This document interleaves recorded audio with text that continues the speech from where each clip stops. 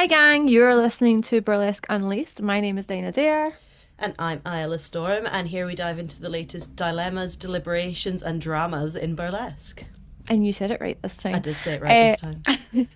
we chat about different topics every month, although it's kind of turning into twice a month, so we probably need to look at that. But we always share our views. As always, these are our views, so it is not fact, it is just opinion. Quite take it with a pinch or a very large grain of salt, whatever you like. And today's very exciting because we have a very special guest with us. Would you like to introduce yourself? No, honestly, no. I am Holly. I am the they behind 21st Century Burlesque, and I die a little inside whenever I have to talk about myself. Same time. So I So, think our first question is very similar to what we asked around mhm, competitions. Obviously, now we're talking about selection panels, yeah. adjudication, however you want to Mm. whatever you want to call it. So walk us through what actually happens once the submissions close. Like, what does the panel experience look like in your experience? Yeah, and again, it does vary somewhat, but I would say when it comes to adjudication, it tends to be a bit more consistent. So you'll get approached to do it. You'll get asked to do it in some way. Depending on who it is doing the asking, it might be a quick DM like, "Oh, you're up for doing this," or it might be a more formal. We would like it if you would consider. And then usually there's some like breakdown of, we're looking to start doing selections at this time and this time. We're going to give you, so you get a bit of um, information about that. But Mm-hmm. then it tends to get, quite strict. If you're going to do it, you really are kind of committed. Like, I won't always say yes if I don't have a really good block of time coming up, because Mm, and it varies. Sometimes I'm told in advance, okay, we've got quite a few like on the jury this year, so you're probably going to be given 50 to look at, Mm-hmm. and then we might come back to you with some other stuff. Other times, and again, some of them I can't kind of specify which, but there are some when I have to review everything. Like, I might have 200, 250, videos. Or then if there's like different competition evenings, or sometimes, if there's different categories or that kind of thing, Mm-hmm. you're then going to have to kind of, review all of the submissions for all of those kind of separately. Sometimes people will kind of do a bit of a short list in advance. Sometimes they just throw everything at you guys and just hope you're going to kind of work it out, and then they'll look at they'll kind of do a cutoff of like, right, anything that scores above this from all the collective opinions, then we'll work out what we're going to place and what we want. And hmm I think, um, but sometimes you are just given your chunk that you're responsible for, and that's it. It also varies. Like I say, sometimes there's the additional thing of, okay, there's a competition on this given night, but we're also trying to work out who we want to cast in other nights. Maybe they've got like a, I don't know. Oh, we're having like a super glam, opulent, like classic night on this Mm-hmm. night. And we've got this other one in a dive bar where it's all going to be like leather and fucking grease and, whatever. Then we just want one night where it's just batshit weird stuff. And then we want like the fancy gala, and then we got the competition. So if you can kind of give us, some indication of where you think things should go, Yeah. um, sometimes there is some of that. Or they'll say, this festival is really on this theme. We haven't done any. This is the thing, sometimes they haven't necessarily made it clear to people that a lot of the times now, I think they do give people a criteria before they submit, but Mm-hmm. I think sometimes they do have a certain theme or aesthetic or standard in mind. And you can kind of tell when you're looking at what's in front of you whether that's kind of been clear or at least abided by or not. So if I'm just scoring people for the purposes of a competition, then you can apply the kind of standard system that I have. If I'm being asked to just select for a festival as a whole, sometimes it can be helpful. There can be times when things kind of really prescriptively fit in one place. And then you can kind of say, I'd throw that person into a competition and see what happens. Like, or that seems like it doesn't fit anywhere, but that's quite a competitive act. It's, so let's just throw it in the mix there. So again, this is rambling, but it's like it can, sometimes it can be fine out, sometimes it can be very intense, sometimes you're given a kind of more fixed and manageable thing to do, and then sometimes they want like additional feedback from you. Sometimes, depending on how many they let you submit, you might be seeing the same person submit 2 or 3 different acts. Yeah. And if I haven't come across one at a certain point and I come across another one later, then obviously I'm going to have to adjust things a little bit. But essentially you'll get something like, usually there's some sort of spreadsheet or they have some electronic system. It depends on kind of the level of sophistication or whatever. You'll get like the name, you'll get the name of the act. Maybe you might get a little bio to view about the person. If maybe they want to say, oh, this act is about, you know, they Yeah. want to say a little something. And then you get the video link, and it can literally be anything from, you know, someone, a private unlisted YouTube link. It can be like a Vimeo thing. Someone's uploaded it somewhere privately or whatever. And then your job is to, you know, abide by whatever they've asked you to do. They might have said, well, we want this criteria in mind, you know, can you score them on each of these criteria? Or can you decide on an overall score from like 1 being excellent, amazing, you have to have them, to yes, very good, do consider them, to average, to nah, just don't even like bother, you know, looking at this one, which is harsh. Yeah. It tends to be, yeah, a combination of those things, depending on the scale of the festival, depending on the number of submissions. But yeah, sometimes it is literally you have to spend about 3 solid days just viewing every single one sometimes. Wow. Yeah. So it's like, where do we go from here? We're just like, wow. Yeah. On that note, are there common mistakes that you see people make over and over again? Any I pet think there are peeves? things, yeah, I think there are things that do let people down. And the way, how do I say this? Especially if you're viewing a lot of Mhm. Yeah. videos and you're just systematic, you've like almost like limbered up, you've got your snacks, you've got your giant TV screen, like you're ready to go. It's like, right, I'm going to sit here for the next 2-3 hours. I'm just going to, you know, because it helps if you take too many breaks, or if you break it up too much, you lose your baseline, you lose your Mm-hmm. of baseline. So sometimes I do just binge. And I think because you don't know where you're going to be, you don't know if a judge is going to be looking at a little chunk of them, or you're the 236th person they've looked at, or the first, or whatever. It is helpful to retain a judge's goodwill when they're making snap decisions. I think some of the, and it sounds obvious, but you will be surprised. Video quality. I don't really necessarily care if it's in the Orpheum or it's in the rehearsal room or whatever else, but I need to be able to see you. It needs to be high quality. It also really helps because I'm seeing more and more now portrait videos. You know, maybe you've got someone to, I mean, don't get me wrong, all our phones are pretty good nowadays, but you've maybe got someone to take a, you know, a shot of you on stage with their phone in the audience or something. I wouldn't just say it's just a matter of the orientation being an issue. I think it can work against you because it obstructs us from getting a sense of scale, especially if I'm thinking, you know, like say for example with, you know, I know what the given venue or the given scale is going to be. If I'm trying to work out if this person is going to occupy or take up a certain space, like the kind of space that they're taking up, like the depth of the stage or whatever, you lose a lot. Sometimes on portrait, if someone's going up to the back of the stage and then they're kind of coming back again, well, I've kind of lost them for about a good sort of 10-15 seconds there if they're moving in and out of a light. Where at least with like a landscape, you know, you more of the kind of light and everything is feeding in. You can see how they like take up space. You can take in the act and the movement as a whole rather than being zoned in on this one thing. So I really, really recommend, even if you're like, I don't like this video, I don't feel like it's in a nice enough place, I'd rather just see a clearly shot landscape video, even if it's in your local village hall, it's in your rehearsal room. I don't really mind.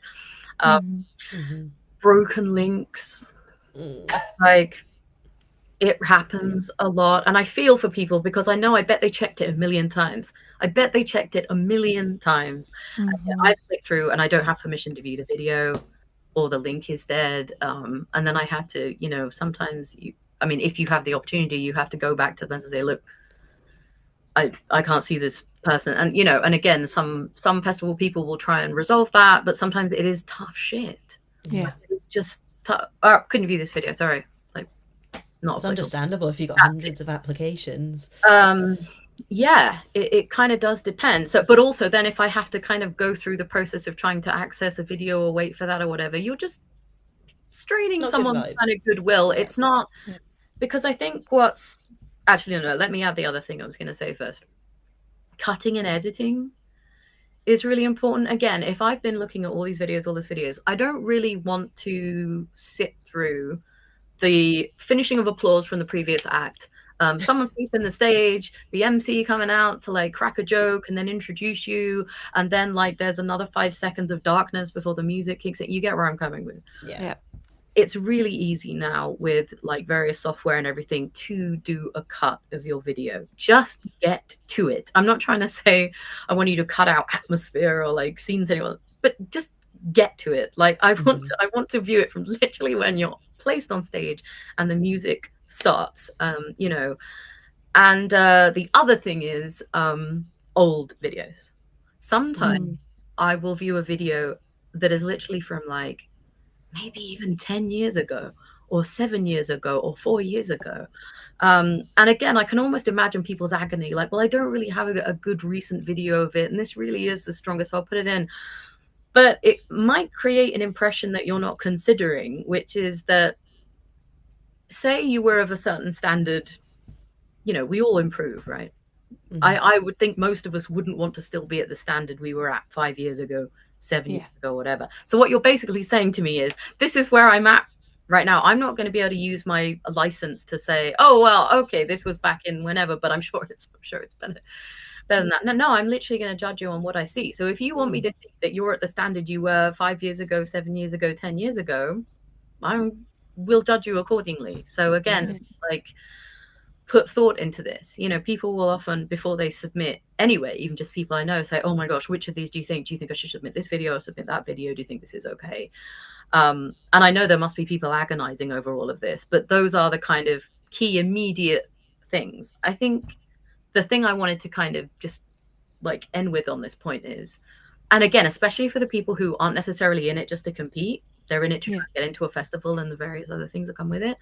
Mm-hmm. You do not know who is viewing this video at any time, and the doors, windows, whatever that they may open for you later on. Like in my case, I'm pretty constantly asked, like, you know, I'm looking for someone who does this kind of thing, or like, who do you think I should be looking at this year? You know, I need someone for, you know, for this or that. Do you know anyone who's top of your mind? Or yeah, there might be producers who, yeah, you might not win this competition, you might not get into this festival, but you might get a gig Yeah. in a few months' time.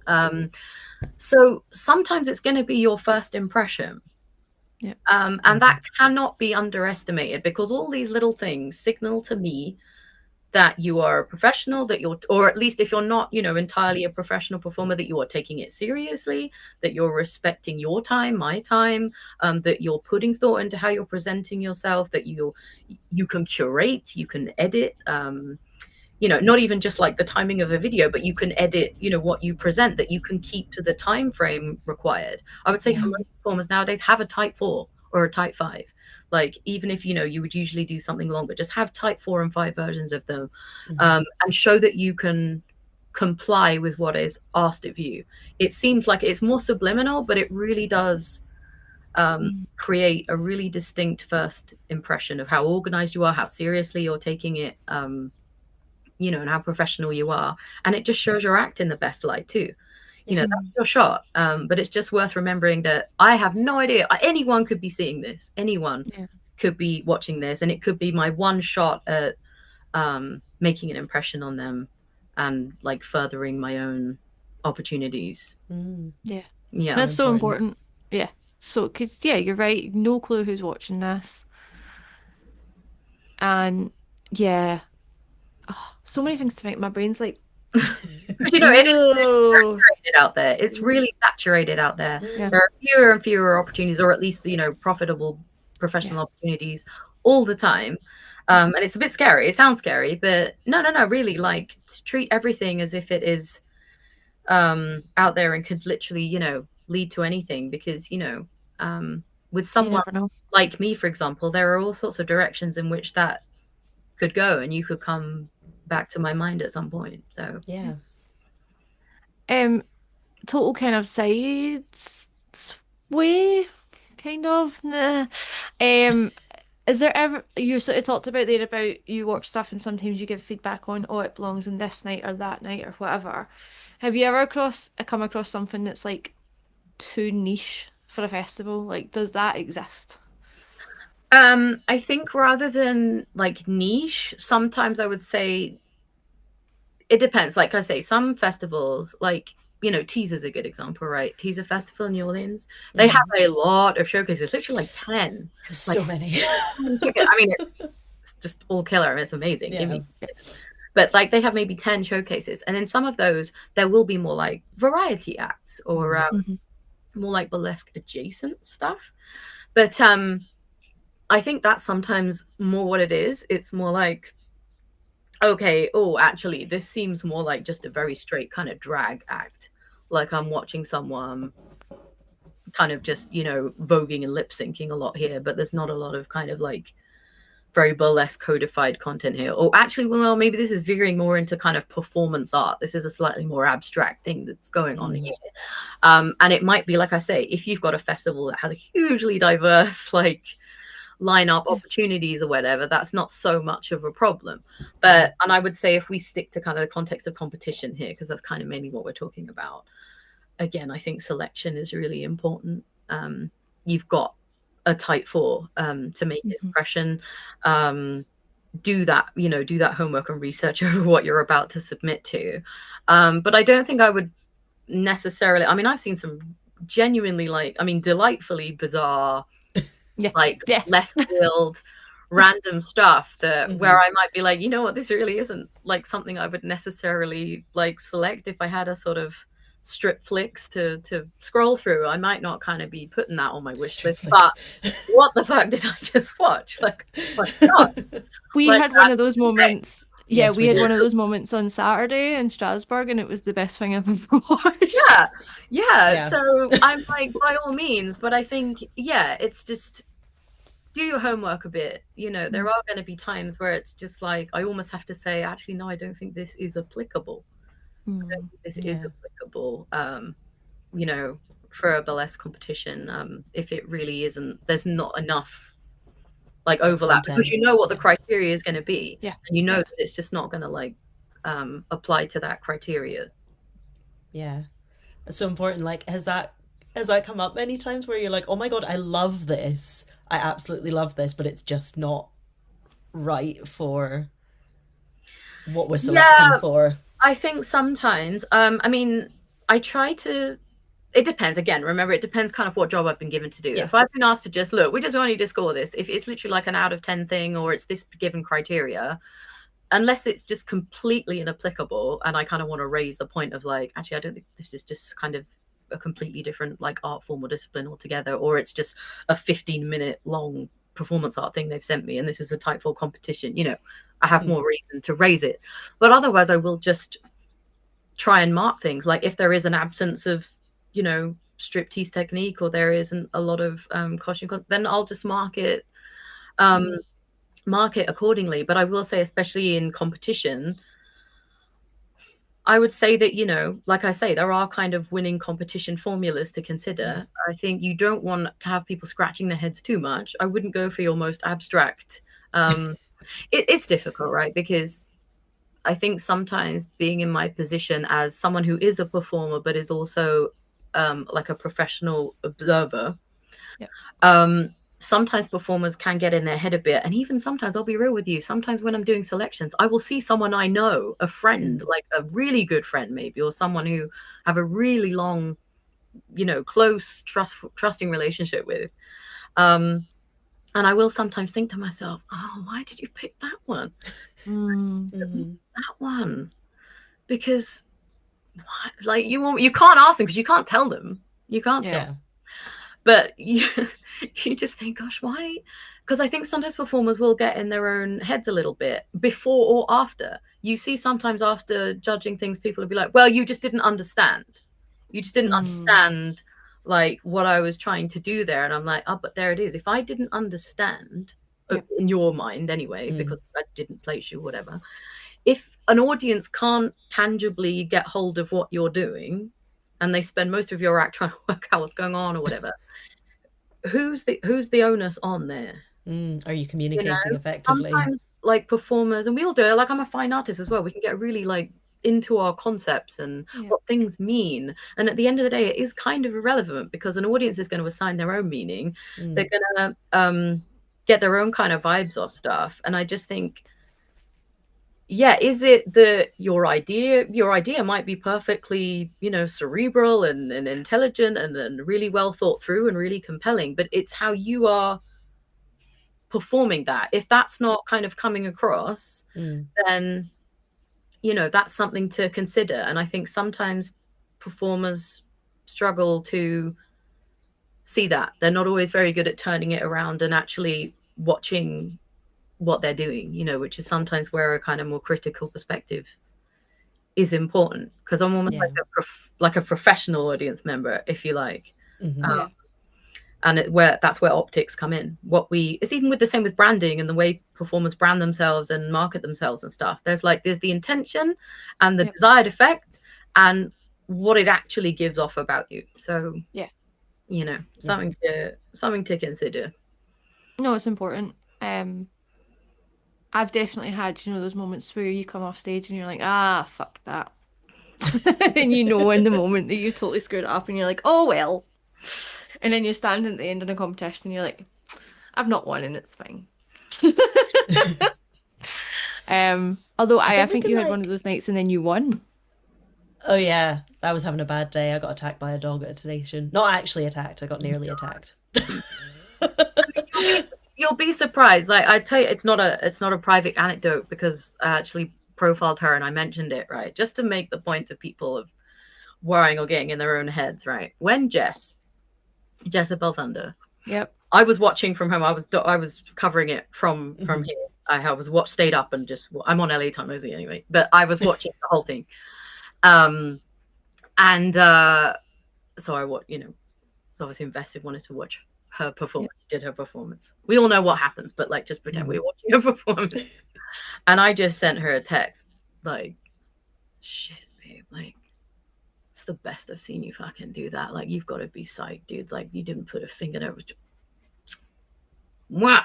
And she goes, like, this quintessential Jess. She goes, yeah, it was decent. I'm not mad at myself. I think we had the same conversation. I was like, dude. Which is really, my point is, it's that kind of cliched, you know, even the people that you think are like, so like completely at the top of their game, whatever. She was like, yeah, it was decent. I'm not mad at myself. It's as good as it kind of gets from Jess's self-evaluation. And then, of course, and there are moments like, you know, I almost in my head imagine I'm judging things as I go along anyway, because it's always just an academic exercise, right? Everything's an opportunity to practice. And it got to a moment where I realized what was coming. You just kind of suddenly think, oh, I see where this is going. Yep. And there was that, it's genuine. I know, you know, sometimes you watch the ends of pageants, especially the gown and glove ones, and because, oh my gosh, it's me. No, Charlotte. Oh my God, it's me. And you kind of think, yeah, all right, calm down. But no, genuinely, there are times you could see on Jess was just like, I'm sorry, what? Yeah. I was there. Like, I was lucky enough to be there this when she won, and yeah, you could see it. She was like, "Are you sure?" On now, like, we need to count again. But this is kind of my point. Sometimes performers in both directions aren't always, however much preparation they do, who they coach with, how much they consult on it, whatever, don't always have the most accurate sense. And even some of their advisors and consultants who've worked on it are kind of so invested in it that they're not necessarily realizing either how well something went or how something didn't quite translate in the moment. So that, yeah, it was just one of those moments of like, no, like you know, like they say, everyone goes to the bathroom, everyone thinks, you know, kind of phoned it in or it's not going to happen, you know. I think most of the best people are that way because otherwise I think you're blind to development. Some people can be too self-deprecating, you know, some people create labor for themselves in that direction. But yeah, you know, we're just not always our most Yeah. Yeah, we're just not always our most like reliable witnesses, are we? Like you were saying about acts, even act choice and in submissions. I never used to put Thunderstruck in for any competitions because I was like, oh, it's too simple. I don't do enough tricks. Like the costume isn't. That There's might not be your enough. MVP act though. It is though, which I Yeah. know now. So At the time, I was like, oh, this one's got more content, you know, or this got. And then as soon as I started putting it in for competitions and festivals, it's the one that everybody takes. there you go. And I, It's probably your tight for competition kind of yeah, showcase act. So yeah, you've got that discernment. yeah. We Yeah. got there. Learning. We got there in the end. Yeah. Yeah. Yeah. You've obviously talked about spending hours watching video, and you love it, which is fair. But how do you stave off fatigue from potentially watching like Mm. potentially similar acts and still be able to score them fairly? Um I don't want to get like, because sometimes people ask me this, and I'm not into the whole like neurodivergence is a superpower thing. But in this But case, um I'm an autist. I'm one of those, we all have various different levels of disability, obstructions, and I don't like this whole kind of, because I find it a bit ableist or divisive, this kind of savant yeah, superpower stuff. Mm. yeah. Let's not do that. But Hmm. sometimes you do have certain like cognitive ways of doing things, and it definitely helps with the top 50 too. Like, I'm a pattern detector. I'm a person who can abide by systems and get extremely hyper focused, Mm. and apply quite I would say I'm a kind of flexible, quite fluid person for the most part, but I can be very pragmatic and very systematic and hyper focused, which is why sometimes I will literally get comfortable. Like, my partner goes to bed, the cats are sorted out, I just get my snacks and like, okay, like this is it, and I will just go at it. It's the same with the top 50. As soon as the top 50 Mm. closes, I will just work on that spreadsheet overnight until it's Mm. done.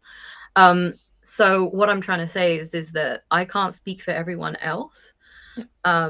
but I do tend to get into that kind of pattern detection, baseline, systematic mode. You almost get to a Mm. point where you're past fatigue when you've consumed just like an infinite amount of stuff. Yep. You just kind of break past that. I mean, it is something like, just an additional bit of advice. It is good to try and avoid being lost in the middle Mm. when it comes to selection. Like, there are a lot of people who end up in the like sixes, sevens, even eights, but I think the sixes and sevens kind of area, because it does start to get a bit amalgamous. Mm. You know, there are a lot of kind of formulaic things that you might see. It just might be with a slightly different costume or a different color, or Yep. Mm-hmm. a different song or whatever. But again, I just try and, yeah, of course there's a human part of you that's like, oh, okay, great, another one of these, another one to this song, and a night, right? Okay.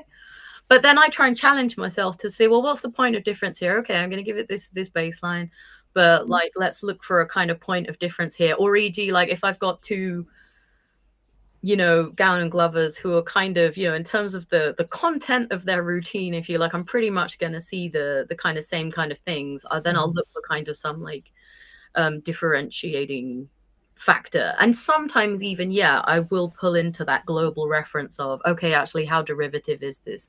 Like, what Yep. are the point of Mm. references here? Has this person tried to do something at least a little bit more original in some element? Or is this something that is just very derivative, that isn't, I think, gonna contribute so much in Yeah. this case?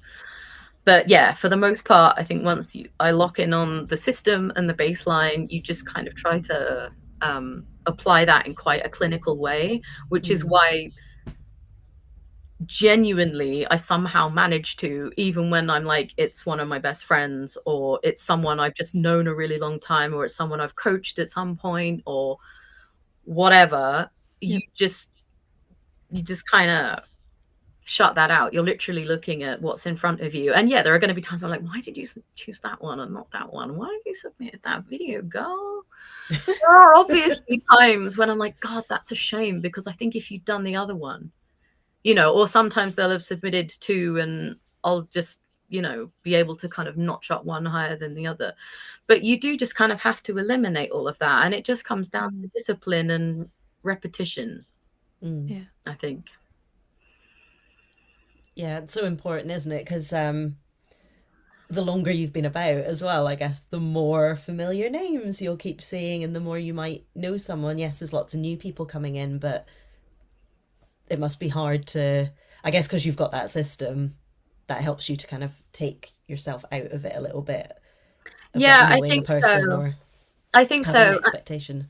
Yeah, and I think obviously it is helpful. And again, I don't, a lot of people would agree we don't have enough of this differentiation in the scene, but I think it can be really helpful if things are pitched as this is more of a newcomer competition, Mm, Yeah. or like this is a best of the best big gun competition. And don't get me wrong, some people are overtly invited to apply to compete. Like, of course, there are times when people arranging things do want to make sure they have a certain caliber. Of course, people behind the scenes arrange. It doesn't mean they're going to, but they're because it's still going to come through me and other Yeah. people. But yeah. there are definitely, I think, some like levels of curation, or you know.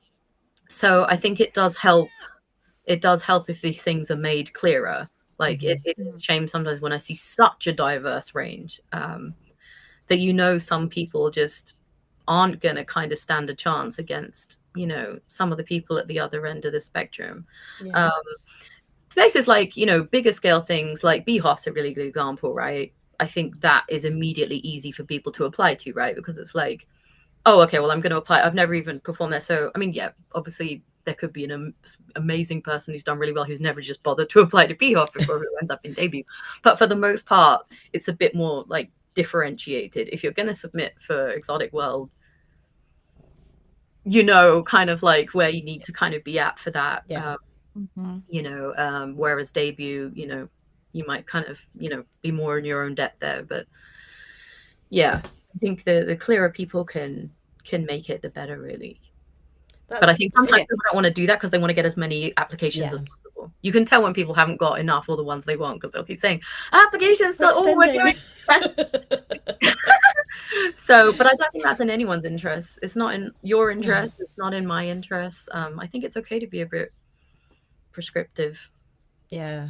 I Upsets think me it greatly when helps. things keep getting delayed. Yeah. I was thinking, like we always say when people are asking us about applying to festivals, and other people have said it online, like go and have a look and see what that festival has had previously. Like if they're Hmm. not going to be prescriptive about what they want, go and have a look. Are Homework they is on essential. Yeah, are they only Yeah. booking classic? Are they only booking weird stuff? Are they only booking Yeah. like a certain caliber of performer? Hmm. Do they maybe like more contemporary stuff? Like you do have to do that legwork if it's not written there in front of you. You have to do that legwork, else you're not just wasting your time and money, but like adjudicators' time and stuff as Yeah, and well. I think it is kind of obvious when you're spamming. It's kind of obvious when someone has put more thought into it. And I know there is Hmm. this like eagerness to like get into festival and get into anything possible that I can get into, but some things are just simply not like I'm a I'm an acrylic painter, right? I'm not gonna just kind of elbow my way into some sort of illustration or print, kind of thing. Or when I know that all they do is have galleries full of like horses and hunting scenes and dogs or whatever. Like, why would I even like bother with that? It's just additional kind of labor and anticipation for me Mm. as well. I really think it is helpful to know what your lane is and do that homework. And I know for some more kind of niche people, that's going to feel like a harder task. You're going to feel like there isn't as much available to you. But like I said, I think festivals on the whole are getting a bit more open-minded and starting to Yeah. Hmm. theme their different nights, which is great, especially for people who don't actually really want to compete. They just feel like that's the only option available. Yeah. Yeah, So yeah, curate, curate, curate. I we think love that that. feeds in interestingly to something we were talking about, Dinah, quite a lot recently about the differences in, yeah, how much curation there is versus.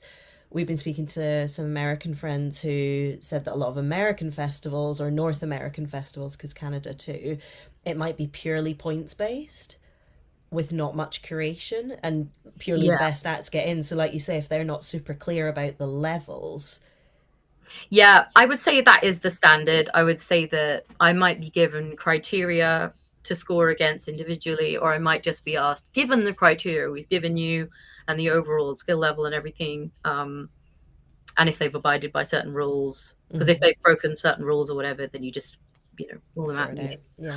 Yeah. Please give a score of, between like 1 to 10, and then they will take it upon themselves to decide Right.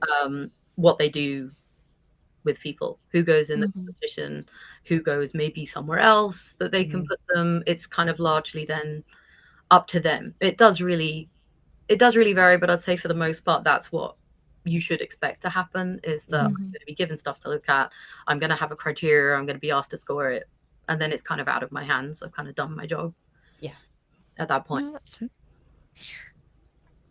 Where are we? So, we are an unregulated industry. We've discussed this. People can come in from wherever entry point they like. Do you think that needs to change? And why? Kind of what could that look like? Would that take away its individuality? Small question. Okay. Again, again, I'll try and cover this because I do get asked this in different ways sometimes. I think, as you say, right, and I'll preface this by saying that I think regulation in some form is likely only going to be achievable at like local, national levels, Mhm. in any like practical way. But I also think that in many ways we're just too, especially at the moment, dysregulated for regulation. And I think it's helpful, not gatekeeping or exclusionary, to be more honest about these kinds of modes of dysregulation. There tend to be two, I've noticed over time, still two kind of key routes into burlesque as an art form, right? You've got Mhm. the people who, like myself or others or whatever, went through kind of conventional training as a performer, maybe in a general sense, or in some, then into some specialism or whatever, and came into it with that, you know, constantly enforced sense of critique, self-evaluation. Literally from day one, I'm like 10 years old and they're asking the 10-year-old next to me to tell me what I did wrong. Yeah. Or they're you know you're constantly having to self-evaluate. You're being corrected literally every moment of everything that you do. You're being pushed and pushed and pushed. You're already given an outline of what the entertainment industry looks like, how it works, Mm. what the institutions are, what the rules are, like what you need to do X or Y. You might like develop a bit more of a foundation of technique in that regard. And Mhm. then what tends to happen is, alongside or instead of, people will find burlesque. Dirty Martini talked about this a lot. She was a dancer, trained dancer, for some reasons wasn't finding she was being taken seriously as a ballerina Mhm. or given the same opportunities. And then she found burlesque, and thank God for that. I thank God every day. She did. Sometimes it becomes something where dancers who don't like the rigidity suddenly find a lot of freedom, but they Mhm. have this kind of basis. There's a lot of set expectation. They know what regulation looks like. It's Yeah. relentless regulation. Even in fine art, even if you're a self-taught artist, you're still entering the same established system. Like, Yeah. we know what the rules are. We know who runs stuff. We know like how to do X or Y or Z, right? Then on the other hand, and I'm not making this secondary like it's less than or anything, but the secondary route is that people tend to come to burlesque via like self-discovery. Mhm. There tends to be either, and I'm just talking from all the like thousands and thousands of stories. So how do you get into burlesque that you ask? There tends to be some kind of defining life event, like a Mhm. divorce or an illness or a bereavement of some kind, or something happens. Or, you hear the story of, well, I always grew up feeling marginalized or different, or like I wasn't good enough in some way, or um or something to this extent. Often in America, kid realizes they're gay, their family disown them, Mm. these kind of stories. And burlesque is the place, as Tigger calls it, the Isle of Misfit Toys, where suddenly you find a family of other people who didn't quite fit somewhere else, have the same wounds as you, have the same, Mm. and it's a place where you can just kind of create, and you know, you can drop the mask, you can just express yourself, you know, in at its purest terms, you know, express yourself however you want to express yourself, and you have this community of like-minded people in a safe space. And of course, you know, you can become incredibly passionate and dedicate yourself, and people who might not ever have been discovered before become the most phenomenal performers that we have. Yeah. But there are these kind of two things, and I think the problem is sometimes when it comes to any sense of regulation or standards or like tiers and expectations in terms of things, which then informs like pay or opportunity, or like it can clash then, because there can be sometimes there can be some like entitlement or dominance from the people who came up through the machine or the system. And then there can be a lot of resistance from people for whom any type of regulation is a regulation of themselves, their self-expression, their self-esteem. You know, because let's be real, for the vast majority, this is not a profitable career. It's not like the main thing that people are doing. So people are doing it mainly on like their own heart, their own passion, their own need for it, how it makes them feel. They will pour vast amounts of money into pursuing it. And I think then that kind of spills into producing, because sometimes, especially as venues close or opportunities aren't there, people will create their own shows so they can perform in their own shows. Or because they want to create their own local family or like local community to enjoy this when they can't always go to that thing or this thing. There are a lot more things now than there used to be. So I think then you end up with this, you know, you end up with this resistance. You know, it gets very difficult to start talking about, well, can we be honest about the fact that, especially for our audience's sake, and this is the big thing I want to get into this year, because I think so often everything we're doing is just really kind of disregarding our audience. You know, there is a slight kind of artist to artist circle jerk kind of economy and marketing going on. Definitely. But you know, all of that stuff is kind of limited, and I think there are going to be different economic restraints. There are going to be defensiveness about, well, look, I'm trying to keep our art form alive, and I'm trying to do this here, and this is how much money I've got. Why am I being made to feel bad because I can't afford X or Y? Shall I just stop? Shall burlesque just die? And there are people who are starting to say, like, even Queen Kwan and I were talking about this in a recent profile, where, as frightening as it sounds and counterintuitive as it sounds, given where we're at with venues closing and this happening, you know, is that actually it wouldn't be the worst thing to retract. Slightly, that there is a saturation. It wouldn't be the end of the world if, you know, there were kind of open and honest conversations about tiers and expectations and sustainable things. And maybe that would mean that some things are going to drop off. Some things are going to cease to exist. Some people, I mean, I think people have been forced into it now anyway. Like, gosh, I think I need to have another line up something else here, or I need to go and spend more time on that thing that earns me more money right now, because we're all in real trouble, right? I think there's this fear, especially with, like, you know, the Beehoff Museum closing, all these kind of things, is that we're disappearing. And if we don't maintain all of the things that we are doing, not only will burlesque itself disappear and cease to exist, but I, as a person with my self-worth and my passion and my journey and my everything, will cease to exist. And all I can say is, after, you know, hanging around here a long time, it's yet to happen. It's yet to happen. You know, a lot of these kind of like subculture art forms, especially the kind of DIY self-sustained kind of, you know, Wild West art forms, you know, we do like retract and resurge and retract and resurge. And I think it's better to, like, it's easy for me to say it because I've kind of had to remain adaptable and keep my finger on the button, but I think it's important to take that kind of broader view on things and be willing to adapt. I think, like I said, I think we either like adapt and include and, you know, and learn from other art forms that we may feel are getting more traction or visibility than us, and be open to kind of learning from that and looking at different ways to do it without worrying about compromising some sort of like artistic integrity in the process. And also just in general expand our form of reference. Like we say, like, it's at times like this when things do get incredibly amalgamous. It's the downside of social media sometimes, is that we spend more time, like, you know, back in the day, it was a suddenly this magical new way that we could all stay in touch. Other than that one time a year we all saw each other, compare notes, see what everyone's doing. It was this great thing. Whereas now a lot of it comes down to like comparison all the time, or shortcuts.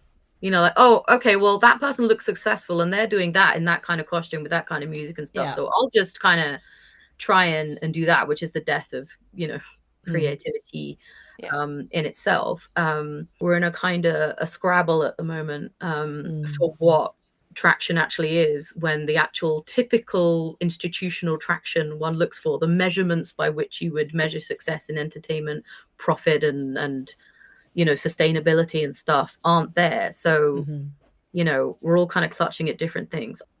Yeah, regulation is what we need, but a different kind of regulation would be progressive. Yeah, the world's on fire. It's fine. Yeah, it's a lot, but I think, yeah, we need regulation, but I think it's a different kind of regulation. Yeah.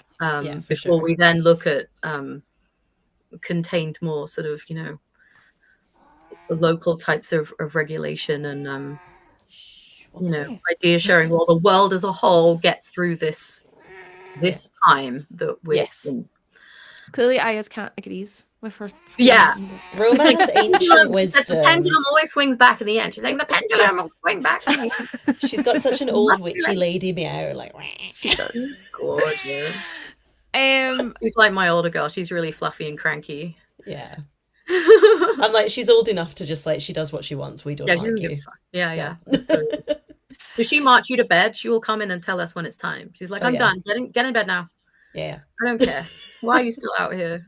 Yeah, she rules the place. Yeah, that's why she's miffed right now. Yeah. Not that I think that anyone actually listening to this doesn't follow you, but where can people follow you if they don't already?